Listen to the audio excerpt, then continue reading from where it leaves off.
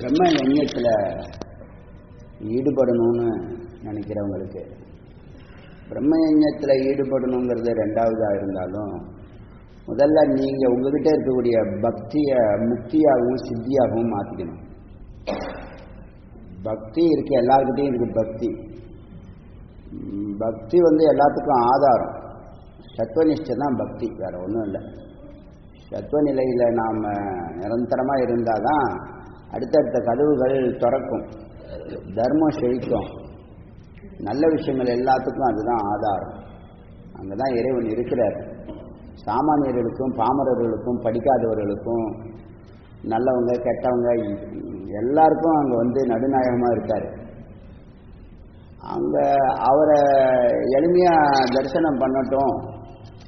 சதா சுக்குமாடு மாதிரி ஒரு நாளைக்கு 8 மணி நேரம் 10 மணி நேரம் 16 மணி நேரம் உழைக்கிற இந்த சம்சாரிகள் அங்கேயே மூலாதாரத்தில் போகம், சுவாதிஷ்டானத்தில் சாப்பாடு, மணிபுரகத்தில் வேலை, மறுபடியும் போகம், சாப்பாடு தூக்கி செத்து போகிறான். எத்தனையோ கோடி ஜென்மாவாக செத்து போகிறான், திரும்ப திரும்ப பிறக்கிறான். அது அவனுக்கு தெரியாது. ஆனால் அவங்க உள்ளுணர்வு கேட்டு பாருங்கள், இதுதான் உங்களுக்கு முதல் பிறவியான இருக்காது. மாணிக்க வாசகர் சொன்ன மாதிரி எத்தனையோ கோடி பிறவிகளுக்கு அப்புறமா இந்த கதவு உங்களுக்கு திறக்கப்பட்டிருக்கு. நான் சொல்கிறேனே, எத்தனையோ கோடி ஜென்மாவுக்கு அப்புறமா இந்த கதவு திறக்கப்பட்டிருக்கு. ஞானத்துக்கான கதவு, பக்தி முக்தியாக மாறக்கூடிய கதவு, முக்தி சித்தியாக மாறக்கூடிய கதவு. அது உங்களுடைய புண்ணியம், உங்களுடைய தபஸ் உங்களுக்கு தெரியாது. போக போக நீங்கள் அறிவீங்க.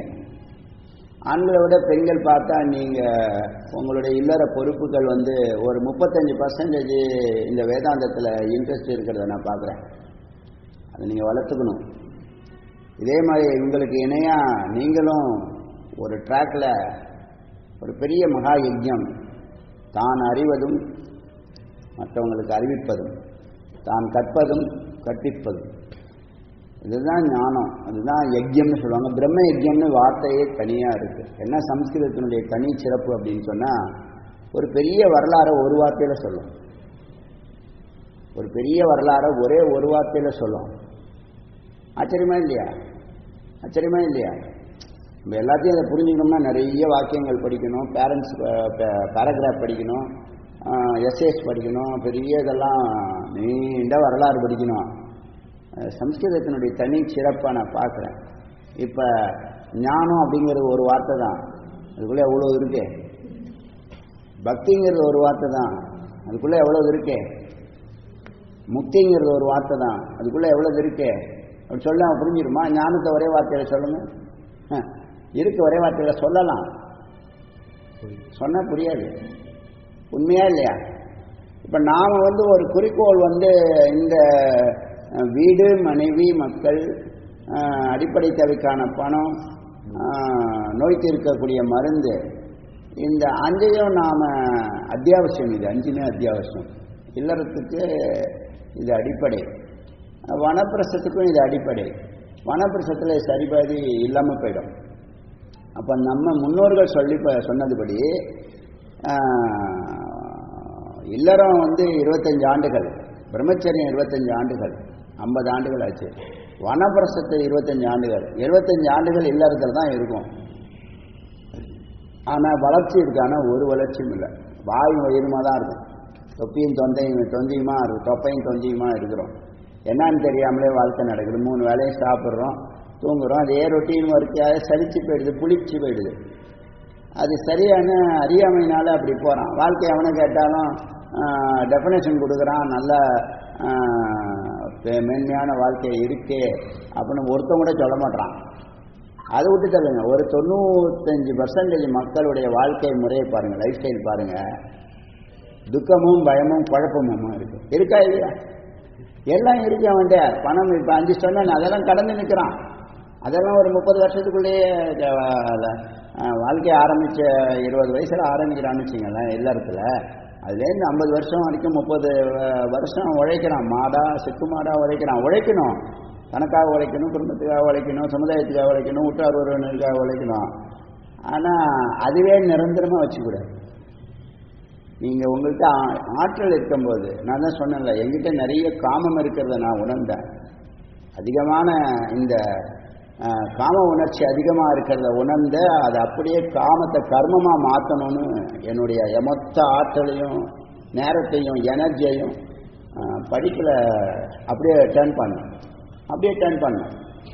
அது உள்ளே போக போக போக போக இந்த உணர்ச்சிகள் எல்லாம் போய் நல்ல தெளிவான சிந்தனையும் செயலும் கொள்கையும் குறிக்கோளும் உருவானுச்சு. இதுதான் உண்மை.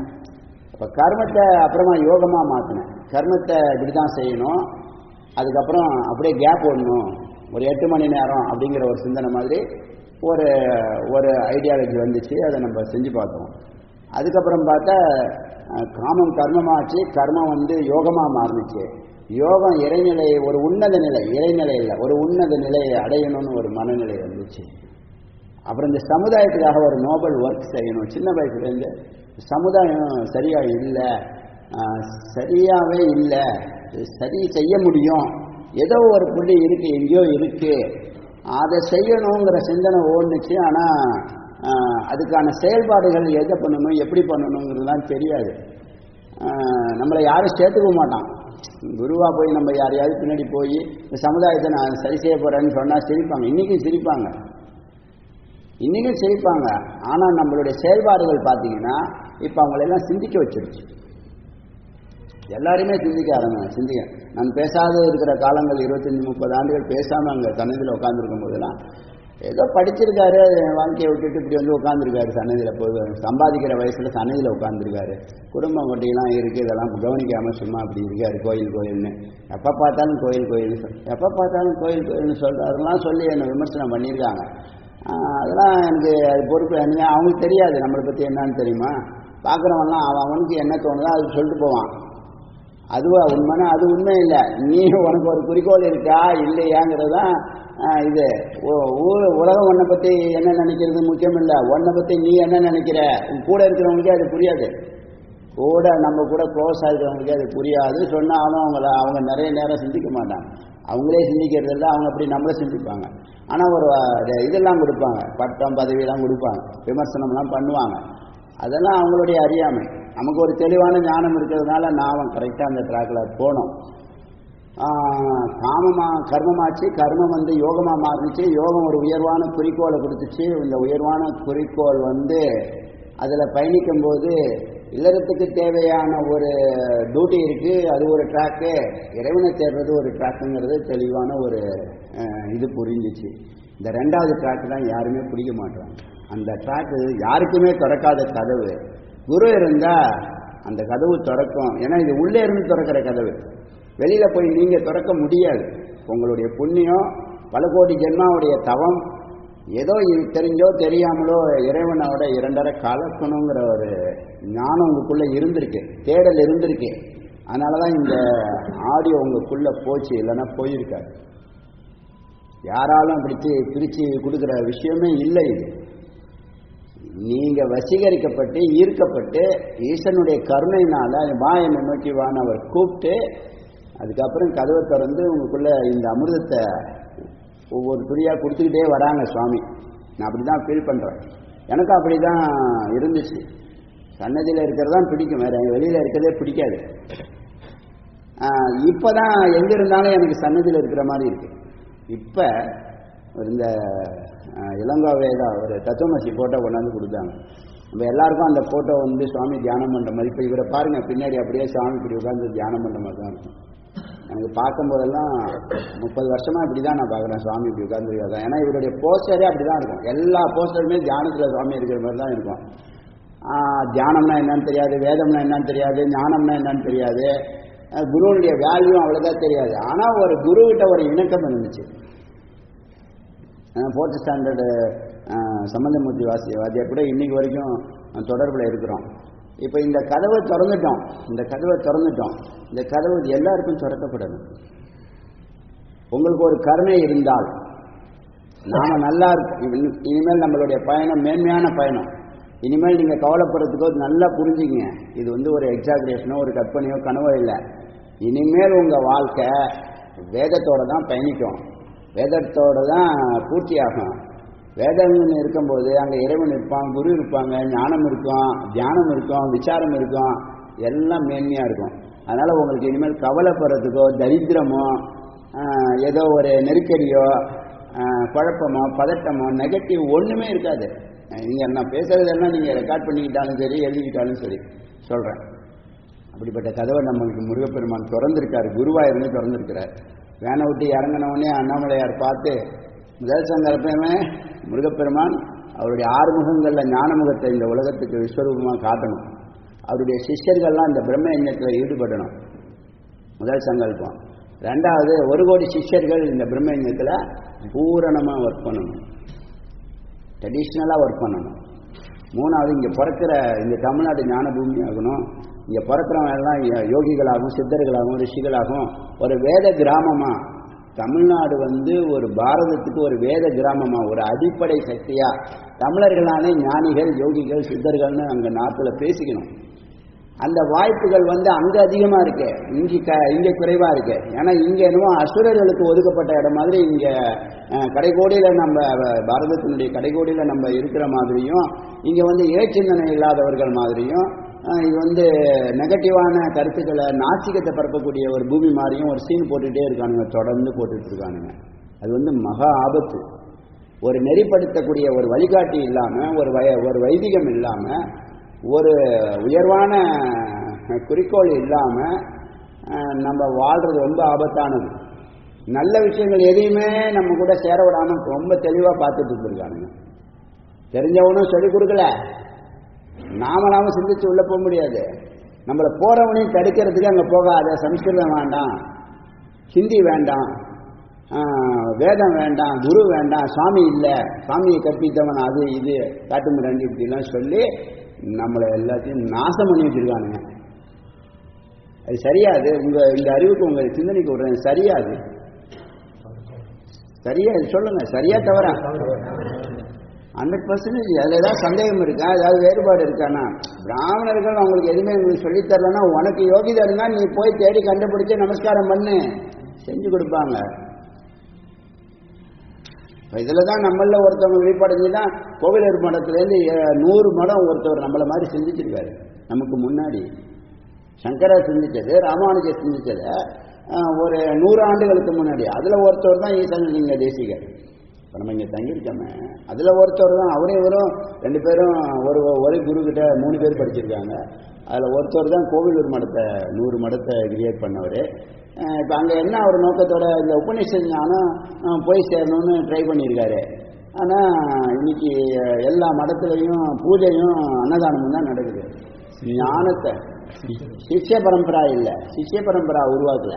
சிஷ்ய பரம்பரா உருவாக்கி இருந்தாருன்னா அது ட்ரெடிஷ்னலாக இந்த மாதிரி அங்கங்கே மடம் பெரிய கட்டுப்பாடுகள்லாம் போட்டுக்கிட்டு அதை பண்ணாத இதை பண்ணாத அப்படி பண்ணாத இப்படி பண்ணாதன்னு சொல்லி யாருமே உள்ள வர விடாத அளவுக்கு பண்ணிட்டாங்க. நமக்கு சந்நியாசம் நோக்கம் இல்லை. நம்ம சந்நியாச ஆசிரமத்தை பற்றி பேச போகிறதே இல்லை. சந்நியாசம் தானாக நடக்கிற விஷயம், அதை விட்டுருங்க. பாக்கி 75% இல்லறம் தான், கிரகஸ்தம் தான். கடமைத்தை வரக்கூடாது, மனைவி கடைசி வரைக்கும் முக்தி வரைக்கும் விடக்கூடாது நம்ம சிந்திக்கிறோம். காரணம் என்னன்னா, அதான் சயின்டிஃபிக்கான சரியான முறை. நம்மளுடைய கல்ச்சரை உலகத்தினுடைய அற்புதமான கல்ச்சர். நம்ம பிறந்ததுலேருந்து இறக்குற வரைக்கும் ரொம்ப அற்புதமாக வழிநடத்திக்கிட்டு இருக்கு நம்மளை. வேற யாருக்கும் இந்த வழிமுறைகள் கிடையாது. நீங்கள் ஒரு ஊர்லேருந்து இன்னொரு ஊருக்கு படிக்கவோ சம்பாதிக்கவோ போறீங்க, ஒரு ரூம் எடுத்து தங்குறீங்க, ஒரு பேச்சுலர் லைஃப்பையும் உங்களுக்கு இல்லறத்தான் லைஃப்பையும் கம்பேர் பண்ணி பாருங்கள். 1000 இடங்கள் இருக்குது ஒரு பெண் இல்லாத ஒரு வாழ்க்கை. நல்லா யோசனை பண்ணி பாருங்கள். இருந்திருப்பீங்க, இங்கேயே இருந்திருப்பீங்க. நீங்கள் சமைச்சு சாப்பிட்றதும் கூட்டுறதும் பெருகிறதும் எப்படி இருந்திருக்கும்? ஒரு தேடல் இருந்திருக்குமா இருக்காத? தேடல் இல்லை, அது ஒரு உணர்வு. 2 சக்திகள் ஒன்றா சேரக்கூடியது ஒரு உணர்வு. அப்போ அதெல்லாம் இருந்தால் தான் சரியாக வருங்கிற மெத்தடாலஜி தான் நம்ம வாழ்க்கையை பிறந்ததுலேருந்து இறக்கும் வரை 42 இடத்துல நம்மளை சரி செய்யுது. சம்ஸ்காரம்னு சொல்லுவாங்க. அதை புரியுதா? அந்த இதில் ஒன்றுமே நமக்கு வரக்கூடாதுன்னு பண்ணி வச்சுருக்காங்க. கொஞ்சம் சிந்திச்சு பாருங்க. மற்றவங்க நம்ம கட்சி நடத்தலை, நம்ம ஒரு பார்ஷியாலிட்டி இல்லை, நம்ம யாரையும் சார்ந்து இல்லை. இறைவனை சார்ந்து இருக்கிறோம், முருகனை சார்ந்து இருக்கிறோம், வேதத்தை சார்ந்து இருக்கிறோம், குருவை சார்ந்து இருக்கிறோம். இது எங்கேயாவது தவறு இருந்ததுன்னா இங்கே தவறு இருக்குச்சு, இது சரி வராதுச்சின்னு சொல்லுங்க. இருக்காது. ஆனால் நான் எல்லாம் தெளிவாக புரிஞ்சு அறிஞ்சு தான் இதை கையில் எடுத்தேன். உபனிஷத்தை கையில் எடுத்தேன். இந்த உபனிஷத்து தான் இந்த சமுதாயத்தை சரி செய்யக்கூடிய அமிர்தம், நம்மை சரி செய்யக்கூடிய அமிர்தம். சத்தியமிருத்தம் அமிர்தம்னு சொல்றோம் இல்லையா, இது ஒன்று போதும். அதுலேயே நிறைய 1000 சூட்சமம் இருக்கு இந்த சத்தியமிருத்தம் அமிர்தத்தில். அதனால இதில் நீங்க அறியணும் என்ன மாதிரி ஒரு வீரியமிக்க ஒரு செயல்பாடு இந்த சமுதாயத்துக்கு நீங்க செய்யணும். இதனால உங்க குடும்பமோ இல்லை வருமானமோ எதுவும் பாதிக்காது, பயப்படாதீங்க. இது இறைவன் சொன்னதுதான் நானும் சொல்றேன். இப்ப நான் வாழ்ந்து காட்டணும், அதுக்கு தான் நான் சொன்னேன். இந்த பக்தியை முக்தியாகவும் சித்தியாகவும் மாற்றி காட்டுறேன்னு சொல்லியிருக்கேன். அந்த முடிவத்தை எடுத்தாச்சு. இந்த ஒண்ணுல நிற்கிற ஏகாகிர சித்தம் பிரம்மனிஷ்டை. இந்த 5 தத்துவம் சத்துவநிஷ்டையில இருந்தீங்கன்னா, சத்துவநிஷ்டை, ஞான நிஷ்டை, விவேக நிஷ்டை, வைராக்கிய நிஷ்டை, யோக நிஷ்டை, பிரம்மனிஷ்டை. அது ட்ராக்கு. ஒன்றுலேயே நீங்க இவ்வளவு காலங்கள் நிற்கணுங்கிறதுக்காக அது உங்களுக்கு இறுதி வார்த்தைகள். அது கடைசி 6 படிக்கட்டுகள் பூர்வமத்திலேருந்து சகசிராரம் போறதுக்கு. இப்ப இந்த பூர்வமத்திலேருந்து சகசிராரம் போறதுல மிக முக்கியமான 5 நிகழ்ச்சிகள் நடக்குது. அதுதான் முதல்ல இந்த சித்த சுத்தி. அதாவது சித்த சுத்தியில என்ன நடக்குதுன்னா, மனம் சஞ்சலம் இல்லாம, புத்தி சங்கல்பம் பண்ணாம, வாசனா பிரவൃத்திகள் ஒதியும் உள்ள நமக்குள்ள விடாம, அகங்காரம் தலை தூக்காம, இது எல்லாத்தையும் வேறு இருக்கிறது இந்த சத்துவநிஷ்டை. தபமோ ஜபமோ தானமோ தர்மமோ கிரிவலமோ அன்னதானமோ குரு சேவாவோ உழவாரப்பணி திருப்பணியோ இதெல்லாம் அதை தான் பண்ணுது. அது புரிஞ்சுக்கிட்டீங்களா? இதுலேருந்து அடுத்தது மனசு சதா உற்சாகமாக இருக்கும். சௌமனசியம்னு பேர். சௌமனசியம் இருந்தால் தான் வீடு எல்லாரும் கலகலன்னு இருக்கும்.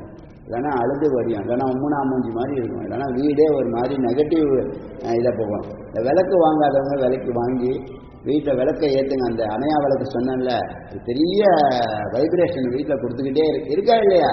சொல்றாரு. யார் யார் வீட்டில் இருக்கு, யார் யார் விளக்கு ஏற்றுறீங்க, யார் யார் அந்த பாசிட்டிவ் எனர்ஜியை உணர்றீங்க?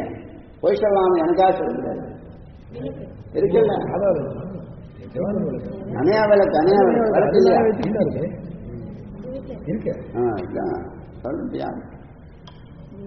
அதை நான் உணர்ந்தேன். அக்னிஹோத்திரிங்கிறது வேதாந்திகள் அக்னிஹோத்திரின்னு வேதம் சொல்லுது. நமக்கு புறத்தில் போய் ஒருத்தவங்க நமக்கு இன்னொருத்தவங்க சொல்லி இல்லை, வேதமே நம்மளை அங்கீகரிக்குது.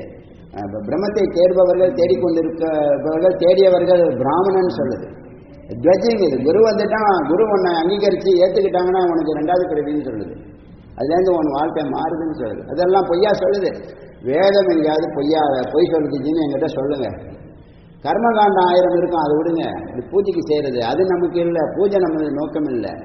பூஜைக்கு தான் இந்த உழவார பண்ணி திருப்பணிலாம் செய்கிறோம், தான தர்மம்லாம் பண்ணுறோம். இது பூஜை எல்லாமே அகபூஜை தான். இப்போ எங்கே தவறு நடக்குது? எங்கேயாவது மிஸ்டேக்ஸ் இருக்கா? எங்கேயாவது வன்முறை இருக்கா? நம்மளோட வாழ்க்கையை சத்தியம் அஹிம்சா பிரம்மச்சரியங்கிற அந்த அழகுமுறையை கொண்டு போகுது. எங்கேயுமே இது நமக்கு வேண்டான்னு ஒருத்தன் நம்மளை வழி நடத்துறவன் சொல்லி லீடர்ஷிப்ல இருக்கிறவன் சொல்லிட்டு இருக்கான் தொடர்ந்து. மக்கள் சரியில்லாத, அறிவில்லாத, ஞானம் இல்லாத, மெய்யறிவு இல்லாததுனால அவங்க பின்னாடி போறாங்க, புரியாம போறாங்க, அறியாமையில போறாங்க. அறிஞ்சா போக மாட்டாங்க. நம்ம புரிஞ்சதுன்னா நம்ம குழந்தை எப்படி டாக்கு மாறும். நல்லா யோசனை பண்ணி பாருங்க. ஸோ நம்மளை வழி நடத்துறது வைதிகம் ரொம்ப அற்புதம். அது சம்ஸ்கிருதத்தில் இருக்கு. அது எங்கே இருந்தா என்னப்பா, எந்த மொழியில இருந்தா என்ன? நம் மொழி இறைவன் படைத்த மொழி. நீ நானும் அதை உற்பத்தியும் பண்ண முடியாது, அழிக்கவும் முடியாது. நீ பிறந்திருக்க உனக்கு எத்தனை உரிமை இருக்கோ அத்தனை உரிமை அந்த மொழிக்கும் இருக்கு.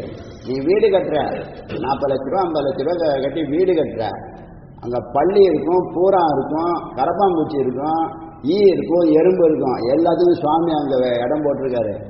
நீ அதை கொள்றதோ அதை விரட்டுறதோ அதுக்கு ஹிட் அடிக்கிறதெல்லாம் அறியாமை. இதெல்லாம் புரிஞ்சுக்கிங்க. நீங்கள் வேணால் அதில் இருக்கிற ஏதாவது ஒன்று போன்னு சொல்லுங்க, போயிட்டு தான் பார்க்கலாம். நீங்கள் பள்ளியை போன்னு சொல்லுங்க, அதுங்க மதிக்கவே மதிக்காது உங்களை. போடா உன்ன மாதிரி தான்டா எனக்கு வீடு கொடுத்துருக்கான், ஏன் வீடுறா இதுங்க. இன்னும் சொல்ல போனால் நம்ம கிருக்க பிரயோஜனம் பண்ணது முன்னாடி அது கிருக்க பிரயோஜனம் பண்ணிட்டோம். அதான் யோசனை பண்ணி பாருங்க. அதனால இந்த திருவண்ணாமலை ட்ரிப் முழுக்க வேதாந்திகளுக்கு, ஞானிகளுக்கு, யோகிகளுக்கு, ரிஷிகளுக்கு, சித்தர்களுக்கு, முருகனடியார்களுக்கு அப்படின்னு சுவாமி இப்போ வழி வகுத்துட்டாங்க. முருகப்பெருமான் அப்படிதான் நான் பார்க்குறேன். அவரை உற்று கவனிக்கும் போது அவருடைய செயல்பாடுகளை அவன் செய்கிறான், என்னை வைத்து செய்கிறான். அடியனுடைய அதே உணர்வு உங்களுக்கும் வரணும். இப்போ நான் 1 கோடி பேரை கான்சன்ட்ரேட் பண்ணுறேன். இந்த ஒன்றில் தான் நிற்க போகிறேன். ரொம்ப நாள் கனவு, நீண்ட நாள் கனவு, ரொம்ப நாள் எதிர்பார்ப்பு இந்த ஒன்றில் நிற்கிற விஷயம். ஏன்னா நம்மளை ஒன்றில் நிற்கணும்னு நினைச்சாலும் கடமைகளும் பொறுப்புகளும் அதுவும் இதுவும் நம்மளுடைய நேரத்தையும் எனர்ஜியையும் டைவர்ட் பண்ணிக்கிட்டே இருந்துச்சுல்ல, அது எல்லாம் கடந்து நிற்கிற மனநிலை இந்த 2026 சொல்கிறேன். 26லேருந்து இன்னும் 25 ஆண்டுகள் 2050. நம்ம கனவு 2050க்கு அப்புறம் பிறக்கிற குழந்தைங்க வந்து பிரம்மஞானத்தை காதல வாங்கி பிறக்கிற குழந்தையா இருக்கணும். அதுக்கு ஒரு பெரிய உழைப்பு இருக்கு, ஒரு வைராக்கியம் இருக்கு. அதெல்லாம் அடியும் செய்து காட்டுறேன். நீங்க என்ன செஞ்சு நான் என்ன செய்யறேங்கிறத உற்று நோக்கினாலே உங்களுக்கு அது புரிஞ்சிடும். அதனால ஒரு பெரிய வீழ்ச்சி இருக்கணும். உங்களுடைய மொத்த ஆற்றல் எப்படி பணத்துக்காக நம்ம உயிரை கொடுக்குறோம், குடும்பத்தை காப்பாற்றுறதுக்கு உயிரை கொடுக்குறோம், அது ஒரு பக்கம் இருக்கட்டும். அதே மாதிரி இன்னும் உயிர் கொடுக்கறதுக்கெல்லாம் இருக்காது. ஞானம் மேலே ஏற ஏற நுட்பமாயிடும். உனக்கு வருமானமோ பொருளாதாரமோ எங்கேயும் எந்த இடத்துலையும் பாதிக்காது. அதையும் அமைதியாக செய்வீங்க, ஆனந்தமாக செய்வீங்க. எனக்குலாம் அப்படிதான் உபதேசம் ஆகியிருக்கு, நடந்துக்கிட்டு தானே இருக்கு. நான் எங்கேயாவது ஒரு மரத்தில் போய் உட்காந்துக்கிட்டு நான் இந்த பேச்சை பேசலை. உங்களை மாதிரி இல்லறத்துக்குள்ளே இருந்து தான் பேசுகிறேன். கடமைகள் இருக்குது, பொறுப்புகள் இருக்குது, சிந்தனைகள் இருக்குது. எந்த இடத்துலையும் கடமை தவறக்கூடாது. இந்த பச்சை சட்டைக்குன்னு ஒரு மதிப்பு இருக்குது, அதை நீங்கள் மேன்மைப்படுத்தணும். அப்போ இங்கே வரவங்களுக்கெல்லாம் இந்த உபதேசம் அவர் சுவாமி பண்ணுறாங்கன்னா என்னுடைய வாக்கில் அவருடைய வாக்காக தான் நான் பார்க்குறேன். இவ்வளவு அழகாக உட்காந்து கேட்குறீங்க, அது போதும், அதுவே எனக்கு போதும். அதுவே செயலுக்கு வரும் ஒரு நேரத்தில், என்றைக்கும் ஒரு நாள் வரட்டும். இப்போ பக்தியை முக்தியாகவும் சித்தியாகவும் மாத்திரைங்கிறது என்னன்னா, முக்திங்கிறது அமைதியும் ஆனந்தமும் அன்பும். என்னுடைய பார்வையில் முக்திங்கிறது அன்பு, அமைதி, ஆனந்தம். சித்திங்கிறது ஐஸ்வர்யங்கள். இகத்தையும் வெல்லணும், பரத்தையும் வெல்லணும். நல்லவனாகவும் இருக்கணும், வல்லவனாகவும் இருக்கணும். இதுதான் ஒரு உள்ள நம்ம சொல்லுவாங்க, எனக்கு உள்ள துறவு இருக்கு, வெளியில சம்சாரியா இருக்கிறேன் நானே நான் இருக்கிறேன்னு எதுக்கு சொல்லணும்? அது சொல்ல வேண்டிய ஏன்னா உள்ள ஒரு துறவு மனம் பண்ணி இருக்கு. வெளியில கொஞ்சம் சமுதாயத்தில் அப்படி இருக்க முடியாது, இப்படிதான் இருந்தாகணுங்கிற கட்டுப்பாடு இருக்கு. கட்டுப்பாட்டுக்குள்ள தான் சுதந்திரம் இருக்கு. அதான் இந்த சுதந்திரத்தை அடியே நான் அனுபவிக்கிறேன். நீங்களும் அதை அனுபவிக்கணும். எங்கேயும் கடமை தவறக்கூடாது, எங்கேயுமே இல்லறத்துக்கு ஒரு அணுவளவு குறை இருக்கக்கூடாது. அதே நேரத்தில் சமுதாயத்தையும் ஒரு கண்ணால் பாருங்க, ஒரு கண்ணால் இதை பாருங்க. நீங்கள் ஒரு 2 கண்ணால் சமுதாயத்தை பார்த்தாலும் சுவாமி எல்லா கண்ணாலையும் உங்கள் குடும்பத்தை பார்ப்பாங்க. அதான் ஒன்றும் நீங்கள் சந்தேகமோ கவலையோ டவுட்டோ பட வேண்டாம். இப்போ நான் அதை செய்து காமிச்சேன்னா நீங்கள் அந்த செய்து காக்கிற தருணம் வந்துருச்சு. இப்போ அந்த இளங்கோ வேலை கொடுத்த அந்த தத்துவமசி அந்த ஃபோட்டோ எல்லா ஃபோட்டோவையும் விடு, என்னை மட்டும் பாரு அப்படின்னு வந்த மாதிரி இருக்கு. அதனால் இப்போ கோவிலில் தியானம் எல்லாத்தையும் நிறுத்தியாச்சு. இப்போ வீட்டில் அழகாக போயிட்டு இருக்கு. 2 வருஷமாகவே இந்த 108 உபநிஷத் தமிழ் பண்ணுறதுல நிறைய எனக்கு இடர்பாடுகள் இருந்துச்சு, டிஸ்டர்பன்ஸ் இருந்துச்சு. அதெல்லாம் தாங்கிக்கிட்டு அதெல்லாம் கடந்து தான் அதை பண்ணணும். பண்ணி முடிச்சாச்சு. அதெல்லாம் பெரிய மழையாக தெரியல எனக்கு. ஆனால் இந்த எதுவுமே உள்ளே போனால் வெளியில் வர வரைக்கும் எந்த டிஸ்டர்பன்ஸும் இல்லாத ஒரு நிலை உருவாகிருக்கு. அதனால் ஏகாகிர சித்தம் பிரம்மனிஷ்ட அதில் அடியன் இருந்தேன்னா இப்போ அடியனுடைய இந்த கனவுகள் இந்த தமிழ்நாடு ஞான பூமியாக நிச்சயமாக மாறும். அடியன் உயிர் இருக்கிற வரைக்கும் திருவண்ணாமலை வருவேன். இங்கே உட்கார ஈசான லிங்கத்தில் சுவாமி இடம் கொடுப்பாங்கன்னு நம்பிக்கை இருக்கு. தொடர்ந்து இந்த பேச்சு தொடரும். இந்த அடியார்கள் எல்லாம் அவங்களுடைய வாழ்க்கையில் ஐஸ்வர்யமும் இருக்கணும், பக்தியும் இருக்கணும், முக்தியும் இருக்கணும், சித்தியும் இருக்கணும். 3மே இருக்கணும். எங்கேயுமே நம்ம சோட போயிடக்கூடாது. இந்த முருகன் அடியார்கள், முருகன் உறவுக்காரர்கள், முருகன் தொண்டர்கள், முருகன் சார்ந்தவர்கள், முருகனை குருவாக ஏற்றுக்கிட்டவர்கள் யார் வேணாலும் இருக்கட்டும், தாய்மொழி எதுவாக இருக்கட்டும். ஏன்னா மொழி ஜாதி மதம்லாம் பார்க்காதீங்க, பார்க்கவே பார்க்காதீங்க. பார்க்குறவன் பார்க்கட்டும், நமக்கு அது இல்லை. உள்ளே இருக்கிற உயிரை பாருங்க, அது புனிதமானது. அது யாரு கூடயும் கெட்டு போகாது, அது யாரு கூடயும் சேராது. ஆத்மா அசங்கக, அதை யாராலும் கெடுக்க முடியாது. அது கெட்டும் போகாது, அது அழியாத பொருள். அதோட நீங்க தொடர்பு கொள்ள கொள்ள கொள்ள அது விஸ்வரூபம் எடுக்கும். நம்ம தான் அதோட தொடர்பு கொள்ளாம இருக்கிறோம். இப்பதான் அந்த கதவு திறந்திருக்கு, அதை நோக்கி பயணிக்கிறீங்க. அந்த தொடர்பு வரும்போது ஆனந்தமயம், முதல்ல அமைதி வரும், அப்புறம் ஆனந்தம் வரும், அப்புறம் ஆனந்தம் நிரந்தரமாயிடும். அப்ப நாமளும் நல்லா இருக்கிறோம், சமுதாயமும் நல்லா இருக்குது. நாம நல்லா இருக்கோம், சமுதாயம் நல்லா இருக்கும். ஆனால் நீங்க இந்த பிரம்ம ஞானத்தை நன்றாக புரிந்து அறிந்து தெரிந்து வாழணும். சார்ந்திருக்கிற எல்லாருக்கும் இந்த பிரம்ம ஞானம் உங்க வாய் வழியா உங்க போன்ல வர எல்லாருக்கும் எதையோ பேச வாழ்நாளுக்குள்ள தண்ட கர்மாந்தரத்தை எல்லாம் பேசி கிடக்கிறோம், மணிக்கணக்கில் பேசுறோம், வாய் வலிக்கணும் வரைக்கும் பேசுறோம். அது மாதிரி இந்த உங்க உயிரை தொட்ட வார்த்தைகளை நீங்க ஒரு ஆடியோ கேட்பீங்க, ஒய்ஃப் ஒரு ஆடியோ கேட்பாங்க. நீங்க கேட்கிற ஆடியோல உங்க உயிரை தொட்ட வார்த்தையை அவங்களோட டிஸ்கஸ் பண்ணுங்க. பெண்கள் உங்களுக்கு உங்க உயிரை தொட்ட வார்த்தைகளை வச்சு ஆண்கள்கிட்ட இதை பத்தி தெரியாதானே தெரிஞ்சுக்குங்க, இல்லை நீங்க அவங்களுக்கு சொல்லிக் கொடுங்க. இப்படி போனா இந்த 90% மக்கள் ஹஸ்பண்ட் அண்ட் ஒய்ஃப் பேசிக்காத ஒரு வாழ்க்கை இருக்குல்ல. அவங்க வேலையை அவங்க பார்க்க, நம்ம வேலையை நம்ம பார்ப்போம், மாசம் ஆனால் பணத்தை கொடுத்துருவோம், பொருளை வாங்கி போட்டுருவோம், நம்ம வேலையை பார்த்துட்டு இருப்போம். அப்படி இருக்கு, அது வாழ்க்கையாது, அது வாழ்க்கையே இல்லை. கொஞ்சம் அளவலாகணும், பேசணும். அதுக்கு அவங்களுக்கு இன்ட்ரெஸ்ட் இல்லைன்னு சொல்லுங்க. இன்ட்ரெஸ்ட் வர வரைக்கும் ஒரு வார்த்தையை சொல்லிக்கிட்டே இருங்க. குழந்தைங்களுக்கு சொல்லிக் கொடுங்க. இப்போ நான் அன்னைக்கு சொன்னேன் இல்லையா, தாத்தா சன்னியாசத்தில் இருக்கும்போது எங்கள் அப்பா வனப்பிரஸ்தத்தில் இருப்பாங்க, நான் குரியஸ்தத்தில் இருப்பேன், என் பிள்ளை பிரம்மச்சரியத்தில் இருப்பான். எங்கே விட்டாலும் இந்த 4 பேரில் ஒருத்தவங்க பிரம்மஞானத்திலே இருப்பாங்க. இதுதான் உயர்வான வாழ்க்கை. அதெல்லாம் அவன் பிரிட்டிஷ்காரன் ஒழிச்சான், குருகுலத்தெல்லாம் ஒழிச்சான், பல்கலைக்கழகத்துக்கெல்லாம் நெருப்பு வச்சான், எல்லாம் நடந்திருக்கு. எல்லாம் மறுக்க முடியாது. போட்டோம், அதை பற்றி பேசி பிரயோஜனம் இல்லை. நாம மறுபடியும் விழிச்சுக்கணும், பழைய நிலைக்கு வரணும். நம்மளுடைய டிஎன்ஏல ரிஷி முனிவர்கள் இருக்காங்க, நம்மளுடைய டிஎன்ஏல ரிஷிகள் முனிவர்கள் இருக்காங்க. கல்ச்சர் இருக்கு, கல்ச்சர் அதை மாற்ற முடியாது. இந்தியா ஃபுல்லா ஒரே ஒரு புள்ளி சிவலிங்கம் எல்லாரையும் ஒன்றுபடுத்தி வச்சிருக்கு.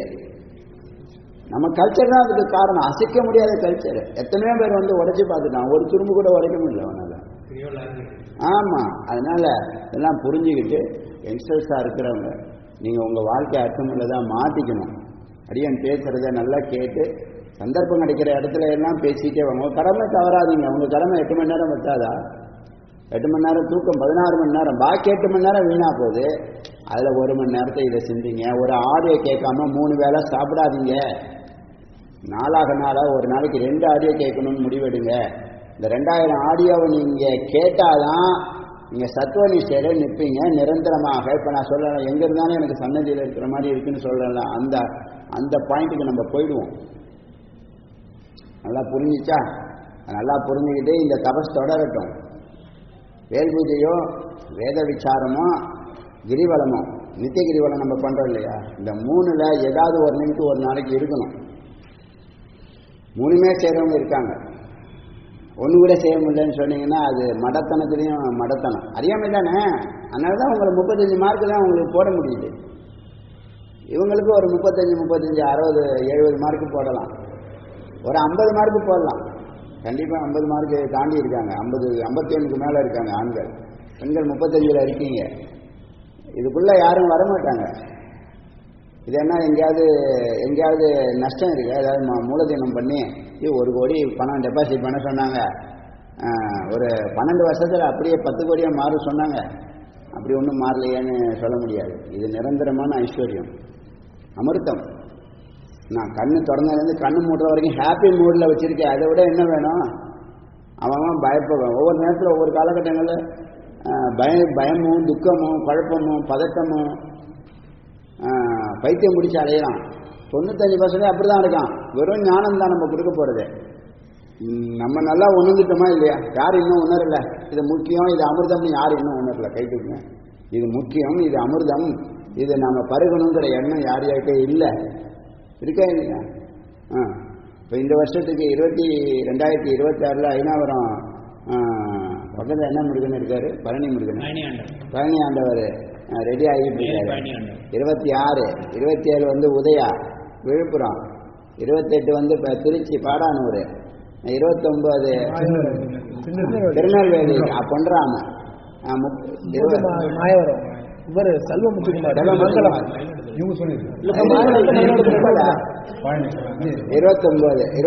பழனி, 30 மாற்றி போட்டுக்கலாம். நம்ம அந்த வருஷம் ஏதோ ஒரு டிஃபிகல்ட்டி இருக்குன்னு வச்சுங்களேன், அடுத்த வருஷம் மாற்றி போட்டுக்கலாம். இல்லை முடியும், ஒன்றும் செய்ய வேணாம். உங்களால் அந்த டிஸ்ட்ரிக்ட் ஞானத்தை கொடுங்க, யாராலும் கொடுக்க முடியாது. இந்த ஞானத்தை, இந்த ஞான அமிர்தத்தை உங்களை தவிர வேற யாராலும் கொடுக்க முடியாது. நான் பலமுறை வலியுறுத்துறேன், யாரெல்லாம் முருகனை வழிபடுறீங்களோ அவங்க தான் இதை செய்ய முடியும். முருகனை வழிபடுறவங்க தான் இதை செய்ய முடியும். முருகனை குருவா ஏற்றுக்கிறவங்கள சொல்றேன். குலதெய்வம் எதுவும் இருக்கும், இஷ்டதெய்வம் எதுவும் இருக்கும். உங்களை வழின குருன்னு இப்போ நீங்கள் அவர் தானே உங்களுக்கு கதவை திறந்திருக்காரு, அப்போ அவர் தானே குரு. அதில் என்ன சந்தேகம் இருக்கா சொல்லுங்க. இல்லை முருகனை எங்களால் குருவை ஏற்றுக்க முடியலையா அப்படி சொல்லுங்க. அப்படின்னு தான் சொல்லுங்க. கிடையாது, சொல்ல முடியாது, அப்படி சொல்ல முடியாது. அவர் தானே, அதானே நியாயம், அதானே தர்மம். அவர் தானே கதவை திறந்திருக்காரு. தமிழ்நாட்டுக்கு அவர் தான் அதிபதி. இவனுங்க இந்த தமிழர்கள் எப்படியோ தெரிஞ்சோ தெரியாமலோ அதை கண்டுபிடிச்சிட்டாங்க கரெக்டா. பாக்கி விஷயங்களை ஃபாலோ பண்ணிட்டானோ இல்லையோ, முருகன் தான் எங்களுக்குங்கிறத எல்லாத்தையும் எதுக்குறவன் இதை எதுக்க மாட்டான். சுவாமி முருகனை மட்டும் ஏற்றுக்கிட்டான். அதுவே பெரிய வரமாக தான் அடியேன்னு பார்க்கிறேன்.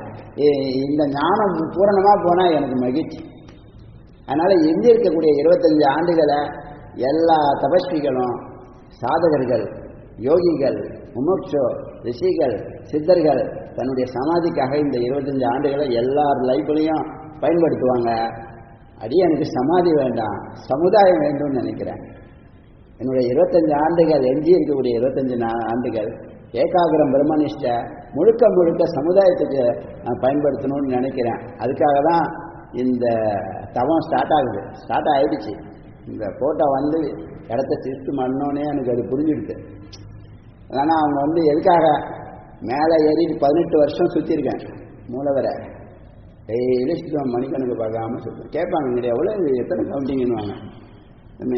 நோ கவுண்டிங், நீங்கள் திருப்தி அடைகிற வரைக்கும் அப்படியே சுற்றுவேன், சுற்றிட்டே இருப்பேன். அப்புறம் மேலேயே நீ வர வேணாம், கீழே உட்காருன்னு கீழே உட்கார வச்சார். அவன் கீழே உட்கார எந்த மாற்றமும் இல்லை.